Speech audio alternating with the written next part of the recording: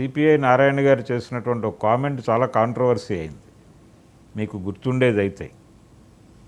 అంటే అదొక ఒక ఇది తీసేసుకున్నాడు ఆయన, టేక్ ఇట్ గ్రాంటెడ్గా అడ్వాంటేజ్ తీసుకున్నాడు. ఆవిడ ఎట్లాగో అవినీతి ఆరోపణలు ఇరుక్కున్నారు కదా అని దాన్ని అడ్వాంటేజ్గా తీసేసుకుని ఆవిడ పర్సనల్ ఏరియాలోకి వెళ్ళిపోయి మాట్లాడేశాడు ఆయన. అంటే ఈ చొరవ చూపించటం, ఒక రాయి ఎలాగూ పడిపోయింది కాబట్టి మనం కూడా ఒక రాయి వేసేద్దాం, పడి ఉంటుంది అన్న టోన్లో ప్రవర్తించడం అనేది చాలా ఇబ్బందికరమైన అంశం. ఇందులో భాగంగానే ఇప్పుడు ఈ శాంతి అనేటువంటి అధికారి ఆవిడ కింది కులాల్లో నుంచి వచ్చింది, ఆవిడ ఎరుకల సామాజిక వర్గం నుంచి ఈ పోస్టుకి రావడానికి తను పడ్డటువంటి కష్టం ఇవన్నీ పక్కకి వెళ్ళిపోతాయి. ఇప్పుడు పక్కకి వెళ్ళిపోయి ఈ అవినీతి ఇవన్నీ అంటే ఆవిడ మీద రకరకాల స్థాయిల్లో వ్యతిరేకత పోగుపడినటువంటి ప్రభుత్వ ఉద్యోగులు కూడా ఉంటారు. వీళ్ళందరూ వీళ్ళకు సంబంధించి ఏ మేరకు దీనికి కంట్రిబ్యూట్ చేయగలరో ఆ మేరకు కంట్రిబ్యూట్ చేసేస్తారు. ఆవిడ ఒంటరి అయిపోయాను అనేటువంటి ఫీలింగ్లో ఉంది. ఆవిడ బయటకు పంపించిన వార్తలు కూడా అలాగే అనిపిస్తున్నాయి. అంటే నన్ను టార్గెట్ చేస్తున్నారు అని మాట్లాడింది ఆవిడ. రకరకాల వెబ్సైట్స్లో ఆవిడ ఇచ్చినటువంటి ప్రకటనగా వచ్చినటువంటి అంశాలు అయితే చాలా స్పష్టంగా అతనికి నాకు డైవోర్స్ అయిపోయింది, అతని జీవితం అతను జీవిస్తున్నాడు, నా జీవితం నేను లీడ్ చేస్తున్నాను, నాకు బిడ్డ ఉన్నమాట వాస్తవమే.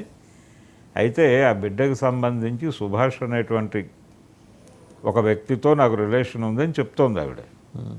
ఇక్కడ ఈ పేరులో రెడ్డి అనేటువంటి పేరు ఇది లేదు, లింక్ లేదు. వీళ్ళు ఆరోపిస్తున్నారు కానీ ఆమె చెప్పిన దాంట్లో లేదు, ఆవిడ చెప్పిన దానిలో లేదు. ఈ సుభాష్ రెడ్డి అనే ఎండోమెంట్ నుంచి దాని లీగల్ వ్యవహారాలు చూసేటువంటి న్యాయవాది పేరు అదే. దాంతో కొంత అవకాశం దొరికింది ఇట్లాగి దీనిలో లింక్ చేయటానికి. మాట అనటం పెద్ద ఇష్యూ కాదు, దాన్ని పరిష్కరించుకోవాల్సింది మీరే అన్న ధోరణిలో మాట్లాడుతున్నారు ఇప్పుడు. అయినా వీటిని ఇప్పుడు అవినీతి వరకు పరిమితం అవ్వచ్చు, అక్కడ ఏదన్నా స్కామ్ జరిగి ఉంటే దానిలో ఎవరెవరు ఎలా ఇన్వాల్వ్ అయ్యారు, ఈవిడ ఎందుకు నేను ఈ పని చెయ్యను అని చెప్పలేకపోయారు, దాని మీద మాట్లాడవచ్చు.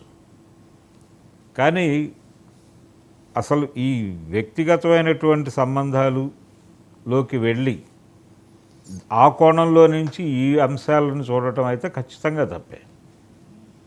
ఆ తప్పు ఎవరు చేసినా, ఏ లక్ష్యాలతో చేసినా, విజయసాయిరెడ్డిని అన్పాపులర్ చేయాలి అని అంటే ఈవిడ్ని కాదు వాడాల్సింది, విజయసాయిరెడ్డి గారి మీద నేరుగా ఉండాల్సింది. ఆయన బెదిరించాడనో అసలు జరిగింది ఏమిటి అనేది చెప్తే చాలు కదా. ఇన్ని కోట్లు తినేశారు, లేకపోతే ఇన్ని కోట్ల ఆస్తులు, ఇప్పుడు ఆ ప్రేమ సమాజానికి సంబంధించిన ఆస్తులు, ఆ లావాదేవీల్లో ఈవిడితో ఎక్కువ రిలేషన్లోకి వచ్చాడు ఆయన అనేది ఒక వార్త. అది ఎప్పుడు 1930లో వైజాగ్లో ప్రారంభమైనటువంటి ఒక ఆధ్యాత్మిక సంఘం, మారేడ్ల సత్యనారాయణ అనే ఆయన ప్రారంభించుకున్నాడు అది.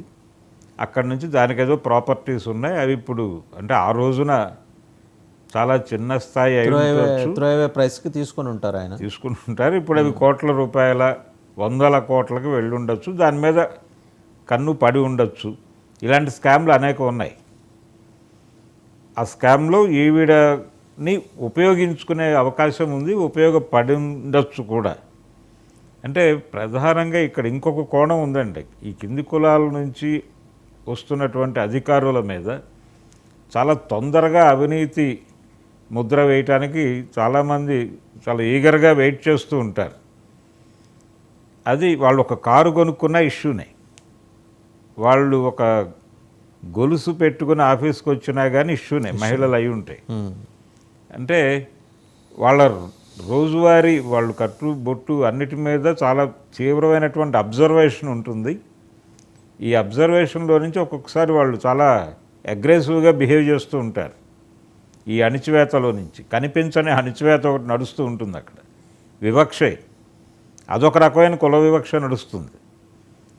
అది ఆ సఫికేషన్లో నుంచి వాళ్ళు కొంచెం అగ్రెసివ్గా బిహేవ్ చేస్తూ ఉంటారు. అలాంటి ధోరణి కూడా ఉండుండొచ్చు వీడికి.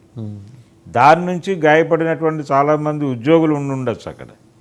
వీళ్ళందరూ రకరకాల లీడ్స్ ఇచ్చి ఆవిడని కార్నర్ చేసే ప్రయత్నం చేస్తున్నారు. ఇందులో కులము ఉంది, జెండర్ వ్యవహారం ఉంది. వీటన్నిటిని లింక్ చేస్తూ ఈ పొలిటికల్ relation కాన్స్పిరసీస్ కూడా ఉన్నాయి ఉన్నాయి. ఉన్నాయి ఖచ్చితంగా. ఇప్పుడు ఫైనాన్షియల్ క్రైమ్ ఉంది అక్కడ, లేదు ఏదో జరిగింది సంథింగ్, ఏదో లేకుండా అయితే ఈ గేమ్ ఉండదు. నిప్పు ఉంది, కానీ ఆ నిప్పుతో సంబంధం లేని రకరకాల పొగలు వేసేస్తున్నారు అక్కడ. అది తప్పు. రైట్. పివి సునీల్ కుమార్ గారి అంశానికి వచ్చేప్పటికీ ఆయన మీద క్రమశిక్షణా చర్యలు తీసుకోవాలని రాష్ట్ర ప్రభుత్వం ఆల్మోస్ట్ డిసైడ్ అయినట్టు సమాచారం సార్. క్రమశిక్షణా చర్యలు తీసుకోవాల్సినంత నేరం ఆయన ఏమన్నా చేశారా? ఆయన మీద వాళ్ళ బంధువుల నుంచే ఆరోపణలు ఉన్నాయి కదండి. ఉన్నాయి. వాళ్ళ మామగారు పెట్టారు, సుబ్బారావు గారు. ఏది టోటల్ మొత్తం అంతా విత్ ఇన్ ఫ్యామిలీ జరిగిన గొడవే. అది కూడా విత్ ఇన్ ఫ్యామిలీ జరిగిన గొడవే. ఆయన చెల్లెలు, అలాగే ఆయన వైఫ్, అక్కడ కూడా ఒక డిస్టర్బెన్స్ ఉంది విత్ ఇన్ ఫ్యామిలీ. ఆ కుటుంబ తగాదాల నుంచి ఆయన మీద కొన్ని ఆరోపణలు రావడంతో అవి లీడ్ తీసుకుని ఆయన గత ప్రభుత్వానికి అనుకూలంగా వ్యవహరించాడు, కొంచెం ఎక్కువ చొరవ చూపించాడు అనేది ప్రధానంగా ఆయన మీద ఉన్నటువంటి ఒక ప్రోగ్రాం. ఇప్పుడు ఇందాక మీరు అన్న రెడ్ బుక్ స్టోరీ, దాంట్లో ఈయన పేరేమైనా లింక్ అయి ఉందా అనేది ఒక ఇది. ఆల్రెడీ ఆయన అంటే ఇంకొక వర్షన్ కూడా వినిపిస్తుంది సార్. లోకేష్ గారు రెడ్ బుక్లో ఉన్న పేర్లలో వాళ్ళ అధికారులు కావచ్చు, పొలిటీషియన్స్ కావచ్చు, వాళ్ళ యాక్షన్ తీసుకునే ముందరే ఈ పేర్లు బయటకు వచ్చేసి ఈ క్యారెక్టర్ల చుట్టూ స్టోరీలు మీడియాలో వచ్చేస్తున్నాయి. అవును, అప్పుడు గవర్నమెంట్ చాలా తీవ్రంగా ఆగ్రహం ప్రదర్శించడం, ఇది చాలా ఆగ్రహవేశాలతోటి క్రమశిక్షణ చర్యలకు మేము దిగుతున్నాం అనే ఒక సంకేతం పంపించడం. ఇదేదో నేరుగా ప్రభుత్వం చేయట్లా, ముందర స్టోరీలు లీక్ అవుతున్నాయి. ముందర స్టోరీలు లీక్ అవుతాయి. ఎందుకంటే ఇంత కాంక్రీట్గా స్టోరీ నడుస్తుంది అంటే లీక్ కాకుండా నడవదు కదా స్టోరీ. లీకులు ఉన్నాయండి, గవర్నమెంట్ నుంచి లీక్ ఉంటేనే నడుస్తుంది అది. అంటే ఒక విస్పరింగ్ క్యాంపెయిన్ అనేది జరుపుతున్నారు. గుసగుసల ప్రచారం అనేది చాలా వ్యూహాత్మకంగా జరుగుతోంది. ఇలాగుట కదా అలాగుట కదా అని. ఓ పక్క తాడిత పీడిత కులాల వాదన ఏంటంటే టార్గెట్ చేస్తున్న ఆఫీసర్లు కావచ్చు, లేకపోతే ఇంక ఇతరత్ర సిబ్బంది కావచ్చు, వాళ్ళందరూ కూడా నిమ్న కులస్తులు కాబట్టే టార్గెట్ అవుతున్నారు.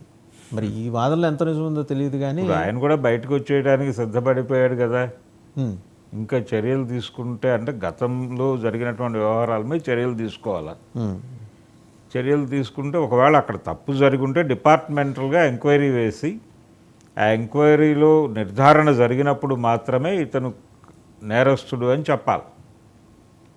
అది లేకుండా ఆయన నేరస్తుడు అనేటువంటి హక్కు, అధికారం ఎవరికీ లేదు. దాన్ని గుర్తించాలి ముందు. అంటే